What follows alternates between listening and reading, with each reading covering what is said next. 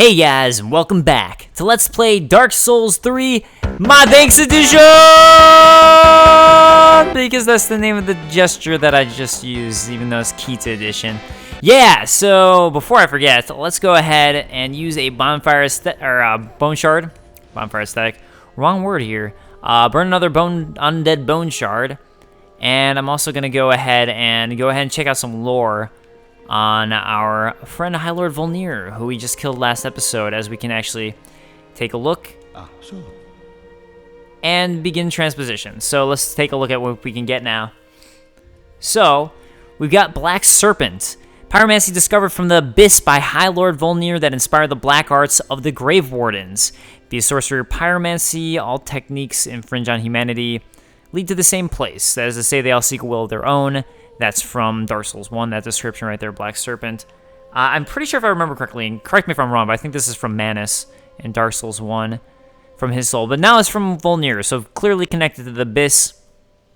And now we're finding out that this is how the Grave Warden started getting the Black Arts, was because of High Lord Volnir ending up in the Abyss. And we get Volnir's Holy Sword. A holy sword eroded by the Abyss. When Volnir fell to the Abyss, he was gripped by a fear of true darkness and pleaded to the gods for the first time. This holy sword, together with 3 armlets stripped from the corpses of clerics, gave him some semblance of comfort. So those are the armlets that you destroy in order to send him back flying to the Abyss. So they literally are protecting him. And if you don't destroy him that way, you can fight him just by beating up on his head or other parts of his body. If you manage to kill him that way, which is difficult, because he'll start backing you up into a corner with Abyss, which will just drain your health and kill you. But if you can, it will actually destroy him, as opposed to sending him flying back to the Abyss like I did. Which is interesting that they programmed that in, even though it's so hard to do. So it's just a nice little extra touch there. And also, High Lord Volnir is a giant conqueror. This is what freaked him the hell out, was him dropping into the Abyss. So just a fun piece of lore there.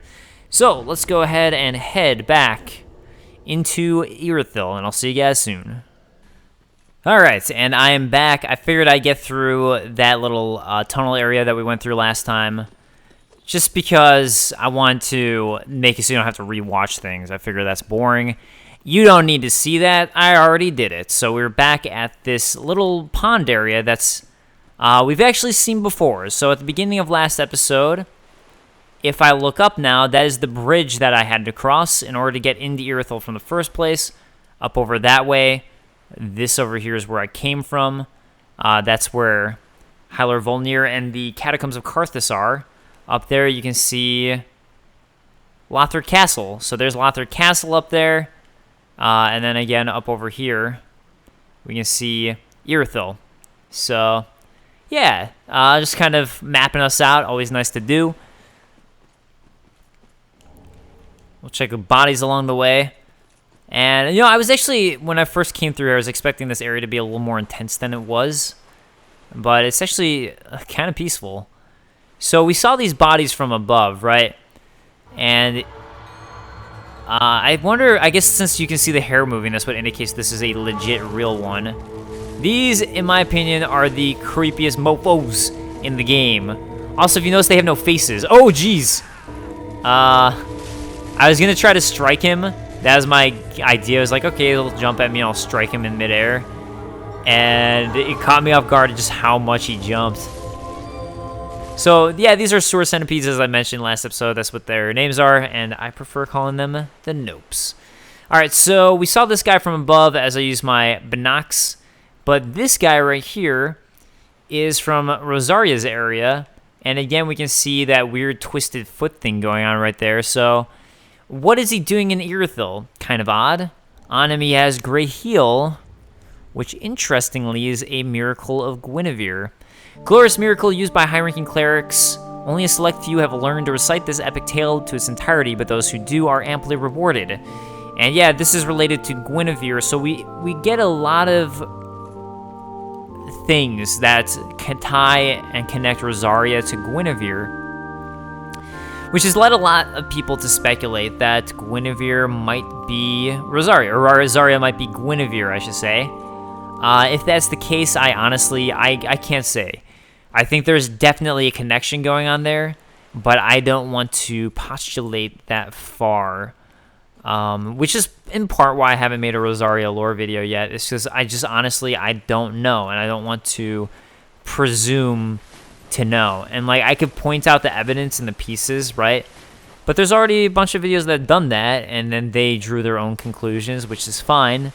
But I don't want to, unless I have something new to speculate or like something to connect or to finish the lore. And that's where I'm kind of curious if maybe some of the DLC will tie some of that up for us or show a little bit more. So if you notice, there was a sewer passage that I passed, and then now there's this path down here. You actually see straight ahead of me where this is going to lead to. We're not going to go down here yet. However, I do want to go in here because, as you can see now, there's a bonfire. And we got to get that bonfire. We got to get that. So, also, in unrelated news, I'm heading out to Comic-Con tomorrow. Just randomly got called to do a hosting gig, which is awesome because I absolutely love hosting. It's totally unexpected, but as that's the case, I still have to edit this video, so I'm going to do my absolute best to get it out as soon as I can, but if it's late, that's why. It's because I randomly ended up needing to head out to Comic-Con for work. So, yeah, we'll see what happens. All right, so we get to the greatest area, the area that's just filled with nopes. It is just spectacular. And, oh no, I think I messed up. Someone's storyline at this point. Whoops. Whoops. I just realized something. I just realized somewhere that I think I messed up. I'll see if I can fix it, but I doubt it. I kind of doubt it. Oh, well. It just changes the storyline. It doesn't matter that much, and I don't want to ruin what it is. A lot of you will probably know what I'm referring to being where I'm at, but for those who don't know, I don't want to ruin it in case, just so it'll be a surprise. Whenever it happens, whatever I'm talking about, I don't even know what I'm talking about. Yeah, so oddly here, we find this cluster of a bunch of them just around. And there's nothing you can find, right? It's just sort of weird. But that's only currently the case. There can be something you can find, and that is based off of the events that you choose to partake in. So at the moment, there's nothing, but that doesn't mean there won't ever be anything there. We get the excrement-covered ashes. So great. What a positive find. Unclean umbral ash coated with excrement. Perhaps it's possible the handmaid of Firelink Shrine could turn this into a few new things. Oh, to savor the sweet pungency, but once more. Oh, yes. And we find right here Sigvard.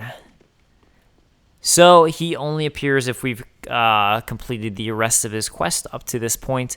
You might be able to continue it forwards if, later on, I'm honestly not sure. I've heard people say they tested out and you can make him appear here and continue his quest later on and come back here so you're not completely screwed. I honestly don't know. I prefer not to take the risk. All right, let's give him a chat.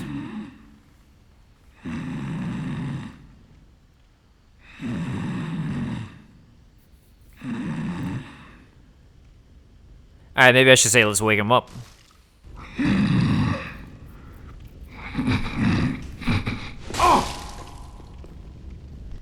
Whoops, I saw a giant spider and I went up to go attack it.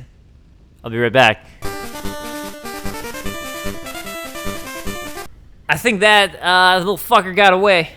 But I saw another spider, so I think I might have to spray down my house. Because I saw two. There's two right next to each other. I'm not happy about it at all. Anyways, let's talk to Sigvard for real. Whoops. Excuse me, I must have dozed off. It's rather warm in here. Well, hasn't it been all too long? It's good to see you. Oh, I seem to have missed my chance, so I, Siegward of Katarina, offer my deepest gratitude. And a little surprise to go with it. It's all yours. Oh, yeah. Taking that a bit force. Let's take a look at it. Because, you know, he didn't do anything after we helped him out in the well. So it's nice, you know, got something for doing some good. And spending a bunch of money on his equipment to give it to him. Granted, you can't just kill Patches and he'll drop it. But, Traditional miracle of Katarina. The people of lands known for festivity and drink are typically outspoken. One can be sure that they will not bottle their emotions, instead venting anger and the like with confidence. Which is actually it's a good trait to have.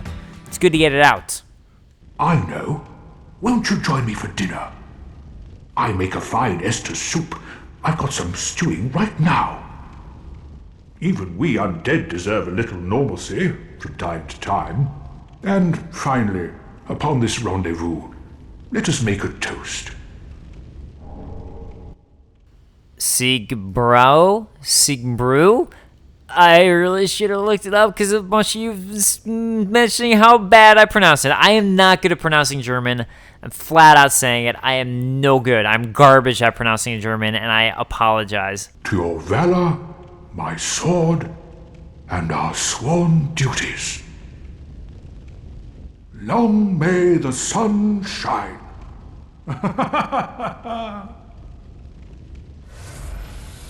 And hey, we got a free Estus Seal for that. Wait, I wonder if that's an Ember too. I think it's just an Estus Seal. Have you heard? Somewhere, hidden right here in Irithyll, is a deep dungeon. And even below that, the profaned capital, home of Yhorm, the reclusive giant lord. That reminds me, I've a grave promise to keep. So, a bunch of things he says that are new for us right here. We hear about Yhorm, the Great Lord, who's in the profane capital, apparently. And Yhorm, if you remember from the intro, is one of the Lords of Cinder. So that is where he resides, is in the profane capital, which apparently is nearby here, related to some dungeon. And again, now we're finding out that Siegfried's related to this somehow. Oh, sorry. I'm afraid I've cast a cloud over things. Well, I'm going to have myself a little nap. The only thing to do, really, after a nice toast. Oh, Siegfried. And he's back to snoring.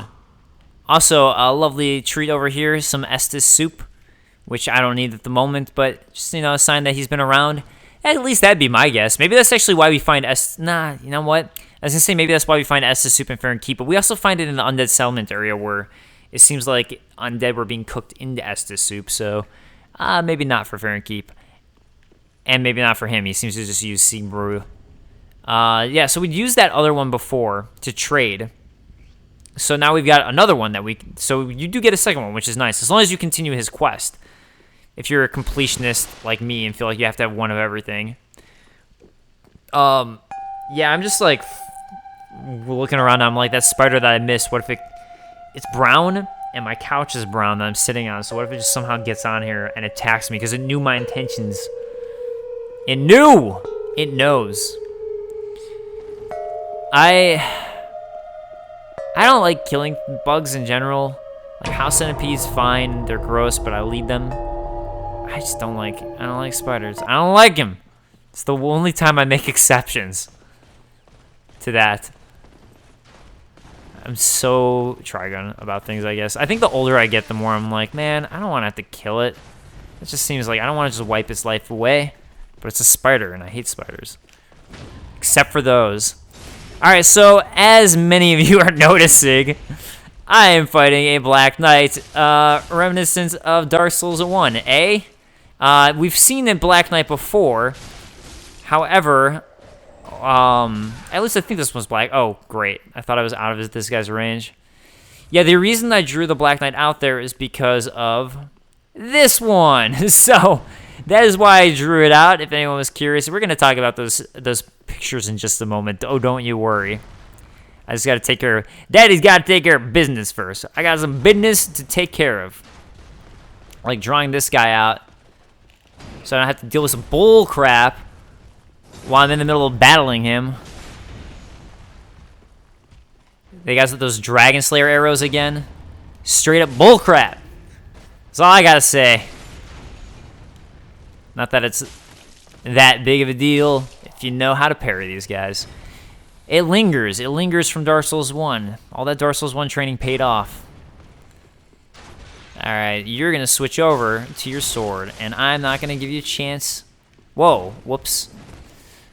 I was going to say I was not going to give him a chance to get too many strikes in, and I was just going to take as much damage out as I could. To be fair, he was shooting arrows at me, so I don't know. It's all good. Except for letting myself get frostbitten. So yeah, all these jars right here happen to have frost in them, so if you roll into them, you are likely to get frostbitten. That's a thing.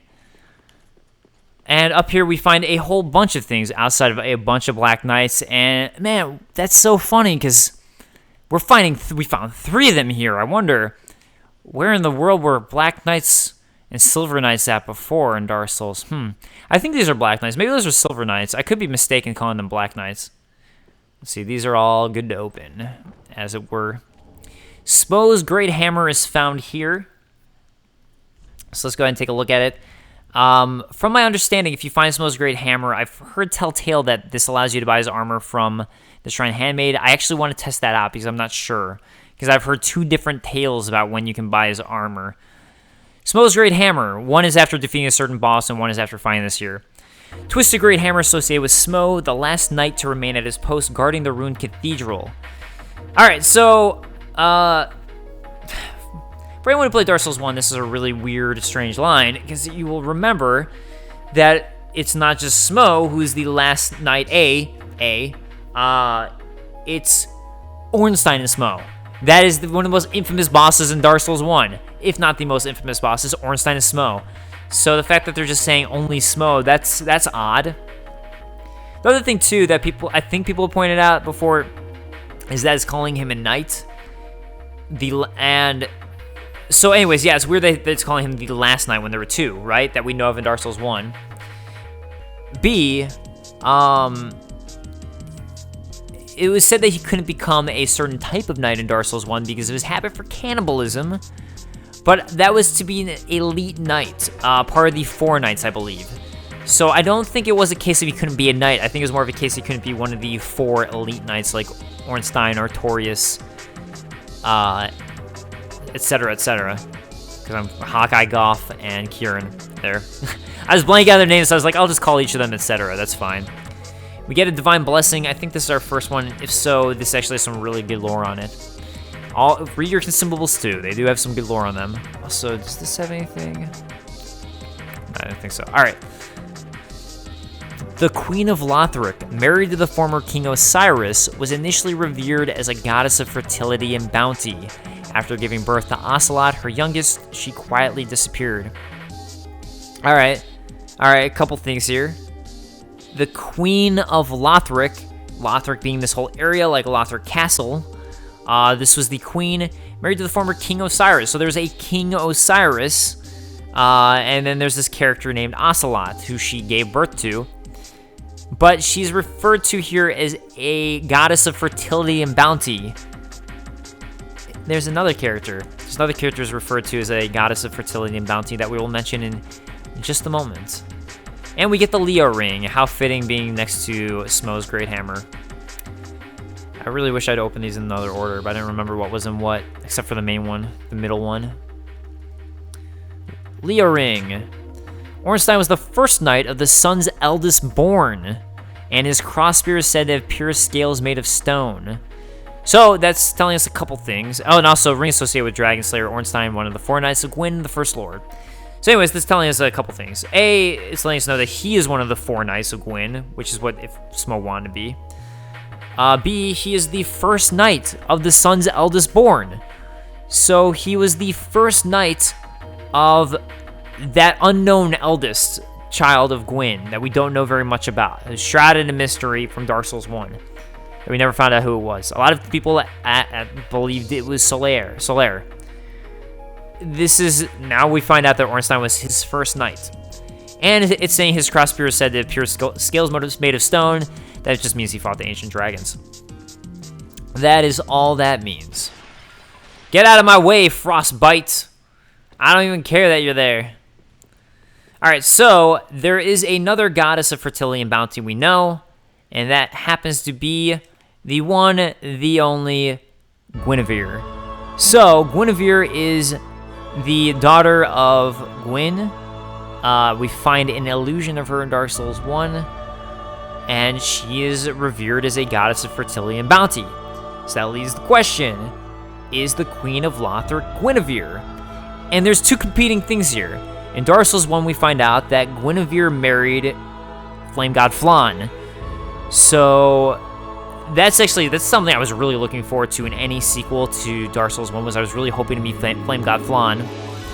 Apparently here, we're finding out that she's married to King Osiris, or at least whoever this queen, goddess of fertility and bounty is. My personal thoughts are that I think they're one and the same. I think the Queen of Lothric is Gwynevere. I think either Flame God Flan... Well, we'll get to Flame God Flan stuff more later. I don't want to spoil much. But my point is, I do think that eventually she ended up with King Osiris. However it was, I think that somehow that ended up happening. That is my thoughts. I could be mistaken. That's what I think.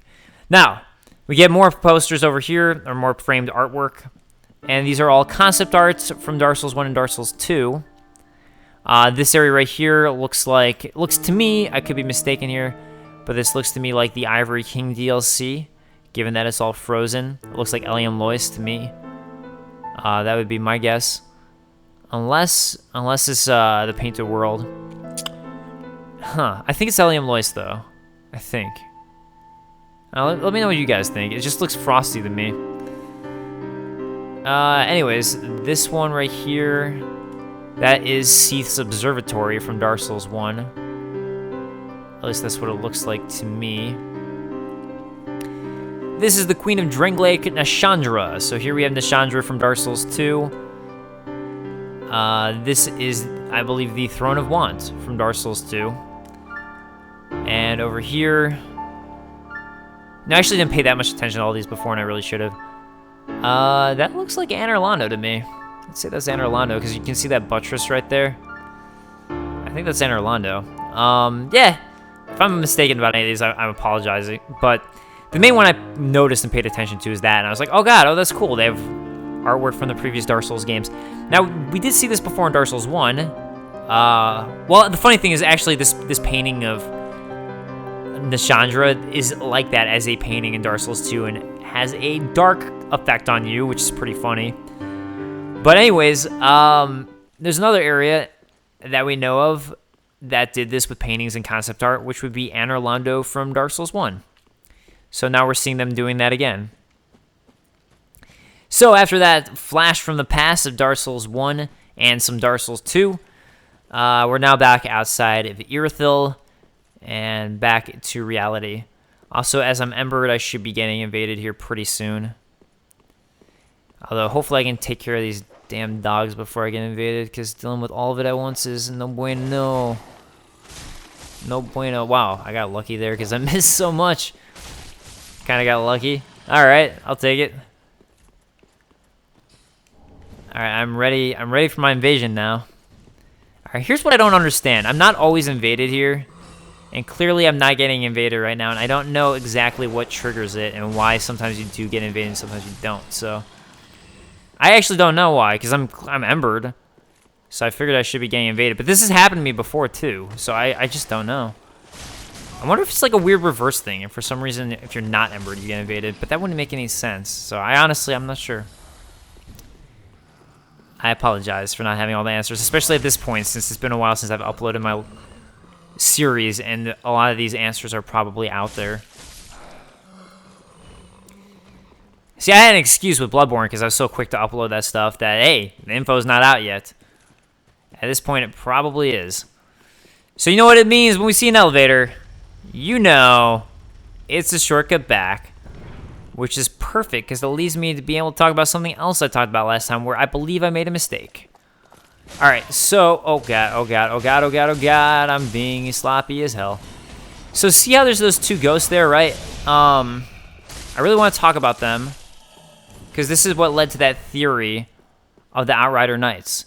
So here we have a male Outrider Knight and a female Outrider Knight. And it's said that Vort never left the Dancer of the Boreal Valley's side, who is a Outrider Knight. It's one that we haven't seen yet, but that is something that we find from Vort's equipment. He never left the Dancer's side. So that led people to speculate, and specifically I saw this from Vadi, that could be Vort and the Dancer. However, when I said that there were 4 Outrider Knights, because we see 4 ghosts, I was actually wrong. There are, oh my god. There's only 5 Outrider Knights total, and we see 4 here, so I miscounted. But I'll see you guys in a moment.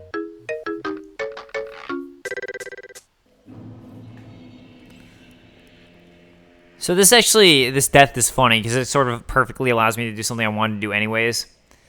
As soon as I got to that bonfire I was on my way to, I'd actually wanted to go here and chat with our friend over here, Grey Rat. Oh, hello. Fine work, I say. Discovering Irithyll in the Boreal Valley, all in a day's work. If the tales are true, it is home to old moon-worshipping nobles, and should be packed with treasure. What do you think? Shall I go and see what I can find? Interesting, this moon-worshipping nobles. Definitely keep that in mind. So yeah, sure, we'll send him to pillage. A fine choice. I am Grey Rat the Thief. What I bring back will be worthy of that name. Cool. Thanks, bro. Appreciate it. Goodbye. I will leave for some time. So long for now. Do stay safe, you hear? Or my efforts will have been for naught. Thanks. You too. So that's what I wanted to do. Now, I'm going to head back to Irithyll and pick up my soul, so I'll see you there. And I think we can pick it up right here, because I was actually incredibly close to getting to the bonfire at the Church of Yorshka. Although I don't know where my souls are. Oh, there we go. Excuse me. Excuse me. Excuse me, dude. Excuse me, bro. I got places to be, and they don't involve you. Alright, let me pop an ember real quick. Oh, I guess I could have tested my theory out of seeing if I get invaded without being embered, but oh well, it's all good. I don't really care that much, except I do. Oh, too late now, but I did care. I did. So let's continue our quest upwards. On our trek. On our trek.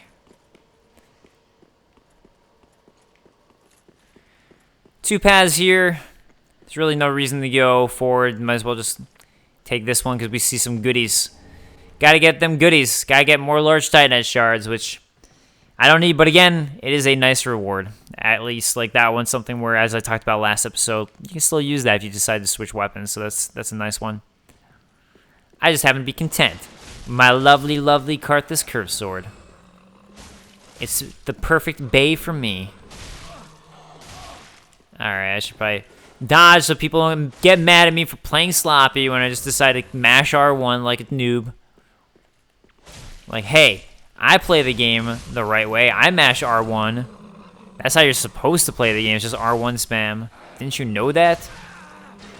I'll actually have my first comment in a while, actually, about the fact that I don't ever target and why that was. And I know I've talked about this before, both in Dark Souls 3 and Bloodborne, but might as well mention it again.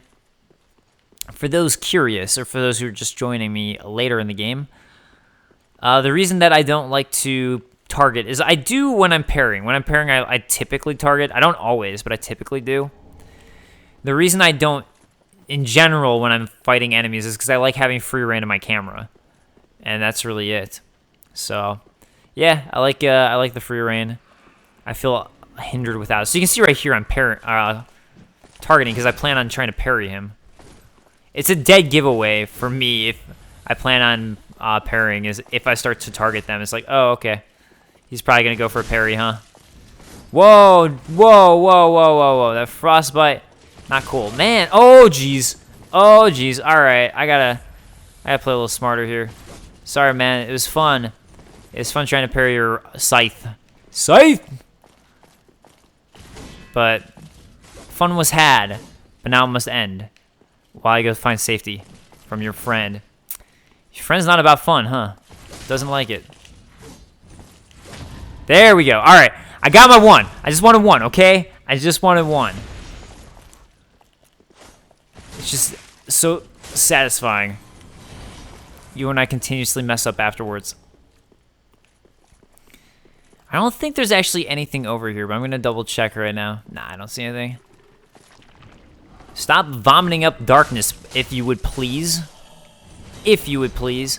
Something I forgot to mention before is, I forgot to mention that we found out about the profane capital, and now we also heard about a profane flame. So, that's interesting. Check out this Pontiff Knight shield I just picked up. Shield of Pontiff Knight's frigid spirits that linger in Irithyll. Oh, apparently that's it. I think their leggings that I picked up might actually have something, so let's find out. I picked up something. Maybe it was a gauntlet. Yeah, there we go. Gauntlets of the Pontiff Knights, now herald spirits of Irithyll. Wow, no, it doesn't tell me anything. I was totally wrong. Alright, so at this point, if I want, I could drop down and I could get that item that I'd missed. And we find a very obvious boss. Very obvious boss is obvious. Or what I'm going to choose to do, which is I choose not to drop down randomly. Who's this? Who this be? Oh, Honorary. Honorary's decided to help us with Pupa. You didn't hear anything. I totally didn't accidentally just about to say the name of the boss that's in there. As I look through my head. Totally. Alright, so if this shortcut over here is driving you crazy, this leads to the Church of Yorshka bonfire. So now we've opened up another shortcut. Definitely open this before you drop, because it's literally right next to the drop. Literally right next to the drop. And that way you can drop and just use your shortcut. And Blackhand Gothard. Cool. Gothard. Alright, let's go ahead and see what this is, finally. The Ring of the Sun's Firstborn. Oh, that's funny. We just heard about the Sun's Firstborn. Huh. Huh, isn't that funny? From the Leo Ring. Alright, now let's look at our other ring. Ring of the Sun's Firstborn. Ring of the Sun's Firstborn who inherited the light of Gwynevere. Alright, we will take a look at it later. Never mind, that was just a joke that I wanted to look at it right now. I actually don't. It's funny that people would think I did. It's good to go back to this bonfire anyways, because might as well get all my Estus flasks back. Plus, there's something I want to check out before I go to the boss. That's pretty important to me. But before we do that, let's go ahead and finish up with Ring of the Sun's Firstborn. Ring of the Sun's Firstborn, who inherited the light of Gwyn, the First Lord. The Sun's Firstborn was once a god of war, until he was stripped of his stature as punishment for his foolishness. No wonder his very name has slipped from the annals of history. What was his foolishness? We all wonder. We all wonder. But, for the time being, I want to check something out, so I will be with you guys in a moment.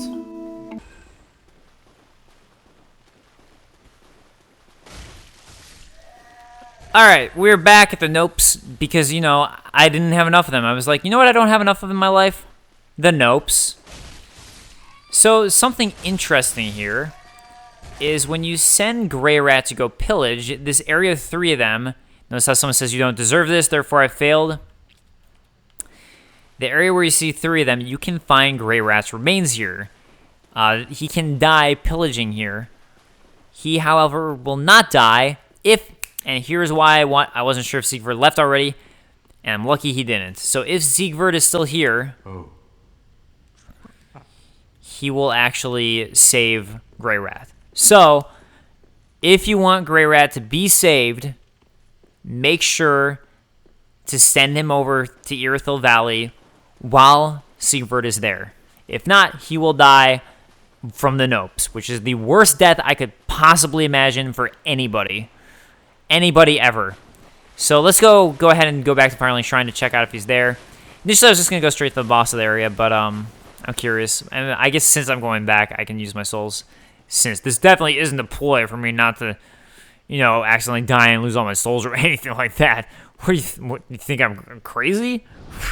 You Think I'd do something like that? So as you can see, Grey Rat is not back, so that would mean that presumably you have to beat the boss of the area for him to return. Fortunately, we have Siegfried there to protect him, as Siegfried should do. Welcome home. The other thing we do is level up. Oh, and while I'm here too, I can test out the thing I wanted to test with the Shrine Handmaids. That's good. Alright, oh, I can get my vigor all the way up where I want to, and one more level up. Let's go with Dex. Let's keep on raising up my power. Alright, Shrine Handmaid, do you have Smo's gear? I ask of thee. Let's find out. Got the Executioner set. That's actually Horus's set. Black Iron, Undead Legion. No, it looks like you actually don't get Smo's set after finding that, so it would be after a different event. So that's good to know. Good to know. That means my lore video was correct. That makes me happy. All right, I'll see you guys back, and we're gonna go face a boss. All right, so we're here. Time for the I keep on doing that. I keep on like saying his name. All right, well, close enough. Pontiff Sulyvahn. All right, there we go. We've heard a lot about him. Heard a lot about the man himself, and there he is. And we can get this nice view of him too. Well, look at that. As he gets two blades here, with one with moon essence and one with flames, which is pretty cool. You can parry him, but I found that I prefer not to. I tried. I think it's better to not go for it and kind of just dodge his attacks and go for iframes. Maybe someone who's better than me at parrying go for the parries, but oh shoot, no, I meant to heal. Ah, I almost just really screwed myself over for that. That worked out quite nicely, if I do say so myself. Yeah, like you can sneak in so many hits just by going for the iframe dodges, as opposed to parrying where you're much more likely to mess up and then get completely wailed on for that mistake. Oh, nice. I didn't even know you could stun him. Alright, so I'm going to wail on him a couple times and get the hell out of there. Alright, I should have just gotten the hell out. And wailed on him right afterwards. So, yeah, he's just grown some wings, and is this an AoE? I don't think so. So yeah, that's he's now got a second Pontiff Sulyvahn, like a ghost one. And basically that ghost one is going to telegraph his moves and what he's about to do. So if you see the ghost do something, he's about to do that too. What it also means is you're going to have to dodge a lot more. Pretty much double dodge for every single move that you see. Like that flying. Yeah, he's about to do that. But it still does leave openings. And I'd say just go for him as opposed to trying to go for the ghost. Just, you know, just go for him. It'll be fine. Use those iframes to your advantage. I'm sure someone can kill him without getting hit once. Oh, wow, I killed the ghost by accident. I don't think I've ever killed the ghost first. Well done me. Well done me. I believe that deserves some victory Chrono Trigger music for that. So, yeah, actually, I found Pontiff Sulyvahn to be one of the hardest bosses in the game my first time playing him. And obviously now I don't have too much trouble with him as I've played the game multiple times, but first time through, he gave me a lot of trouble. And I think part of that's because I was dedicated to learning how to parry him properly. And I found out that's just not necessarily the best strategy for him. But Pontiff Sulyvahn, let's take a look at him. Pontiff Sulyvahn of Irithyll imprisoned the god of the old royalty in the abandoned cathedral to be fed to the devourer. Well, we only know of one devourer who is now in Irithyll, which would be Aldrich. So it sounds like Pontiff Sulyvahn and Aldrich had some sort of coup and were in line with each other, so in cahoots with one another. You see a door over there? We can't open that one yet. That door doesn't do anything, but I'm gonna go ahead, head back to Fireland Shrine yet again, just because I'm probably going to get invaded in the next area and very likely to die. So I'm gonna use these souls up before that happens. Actually, I can also check now if Grey Rat's back yet. Grey Rat, bro! Ah, he's back. There we go, he survived, so made it happen. Oh, I might have died if it wasn't for that peculiar onion knight. But in the end, it all paid off. Take a good look. They're sure to be of some use.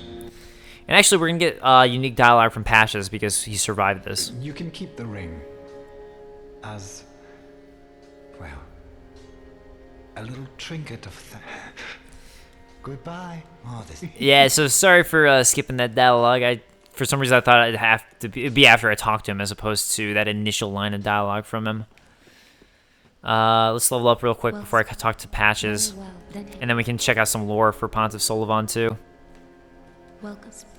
Very well, then hey. I didn't expect you to just stand up and stop doing your duty, Firekeeper. I can only get one. Man. Alright, let's go with Endurance this time. Switch it up a bit. And then we can head over to Patches.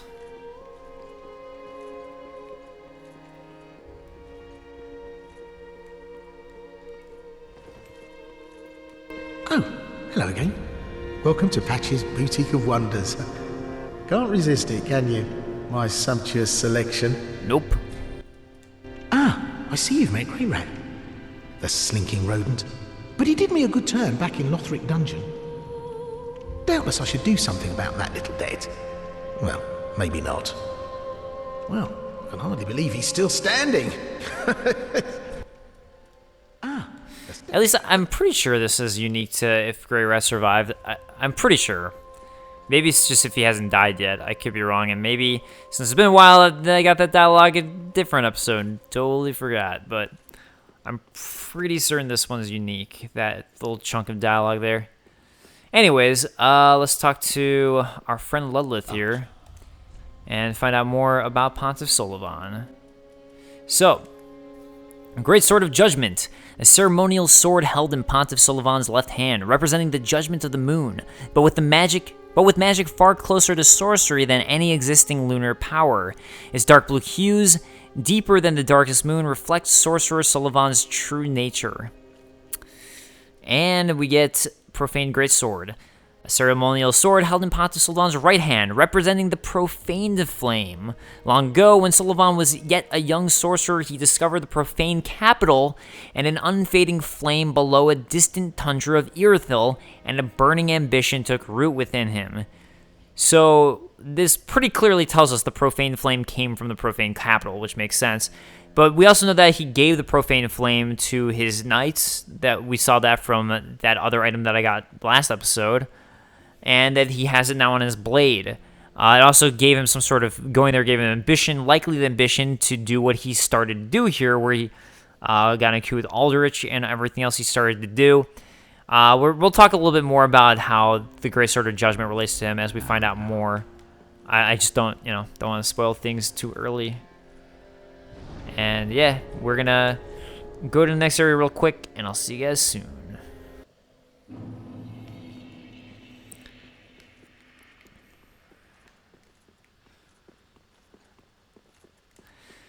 Alright, so as we head out, we find an interesting location right here on the cliffs. Some ruins. Cool to see in the distance. So, again, Miyazaki's talking about you can go everywhere you see, so we'll hold him to it. And also, moon in the distance, and I thought I saw someone from the distance about to attack me. I'm not sure what I saw there. Also, these guys who I probably should have approached this a different way. I guess since I don't care that much about them, I didn't do that great of a job. Oh, well, whatever. So a couple crystal lizards there. If we go to the left here, we'll find an item. And this area is filled to the brim with invaders. So it's super, super incredibly likely you'll get invaded. Tons of fight clubs here, so if you're looking for fight clubs or do anything like that, this is the place to do it, as we're right next to a covenant that involves invading others, so that would be why. We're also right next to a couple giants, dead giants, that is. And actually, before I go downwards, it's best to go up first. So we'll go ahead and head in that direction. Game just tries to throw everything that you've learned at you. Every little bit. It's like, nah, don't. You still got invisible dudes to worry about. Not quite at a new area yet.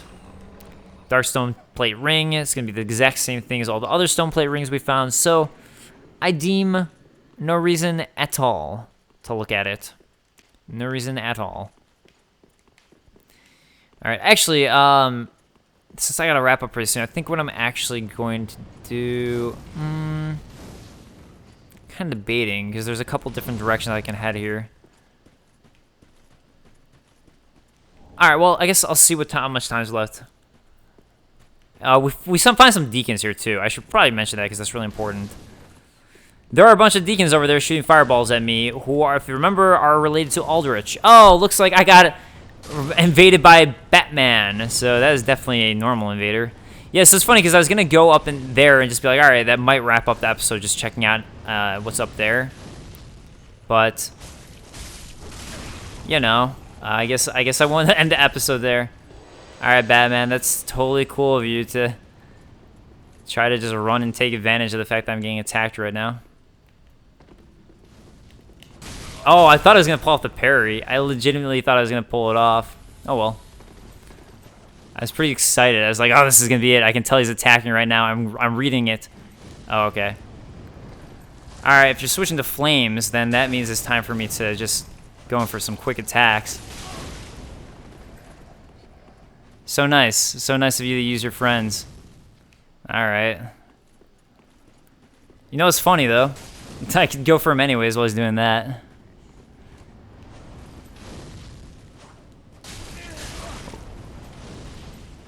I'm kind of like conflicted here because it's like fine by me that he's using this, but it shows that he's pretty shite, right?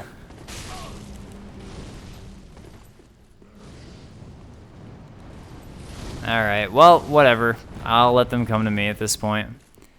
Now that I've got invaded by yet another one. It's just not worth it.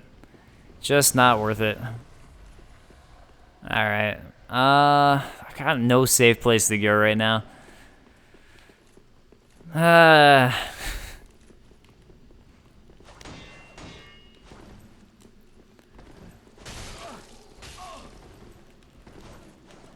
Which one is this? Oh, it's still Batman. Okay. You're gonna heal? Yes, you are. Yes, you are. Oh, cool. Oh, great. How lovely of them. Alright, that's fine. You guys want to be some little bitches? Fine by me. That's the purpose of your covenant, right? Alright.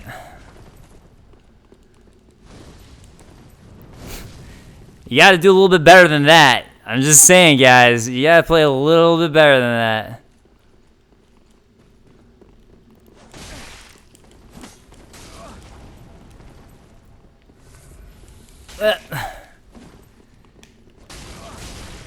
Oh god, he just destroyed the hell out of me. Well done, me. Oh, don't want to face them so they can't get a backstab. God, I'm so screwed. I am so screwed.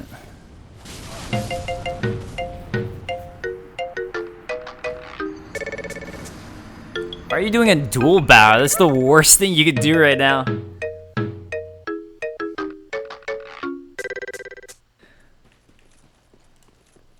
So a couple quick notes as I go to the final area I'm going to check out real quick here. Those guys who invaded me were part of the Aldrich Faithful. So we've seen some Aldrich Deacons around. We see Aldrich Faithful, which is a new covenant, and a couple of them invaded me here. So we're seeing a lot linking to Aldrich. Again, Pontiff Sulyvahn, locked away a god for the Devourer. We know that Aldrich, he likes to eat them things, so it seems very likely that's where we're headed, because he ran off to Irithyll, so all these signs are there. Not that sign on the ground that I just saw. I'm talking about just normal signs. I mean, this sign's fine too. It's just not what I was referring to. Also, I'm pretty sure, I don't think there's anything up over there. Just, I'm not even going to explore, because I'm that confident. However, there's a treasure chest on this side. Everyone just commenting on the beautiful view, I'm sure. Oh, look, it's a mimic. Oh, how sweet. I'll use an R2 this time around. Whoa, I heard of him for, like, nothing. Nothing, I say. Nothing. So I was playing this the other day, just trying to, like, I was just trying to, like, play through fast.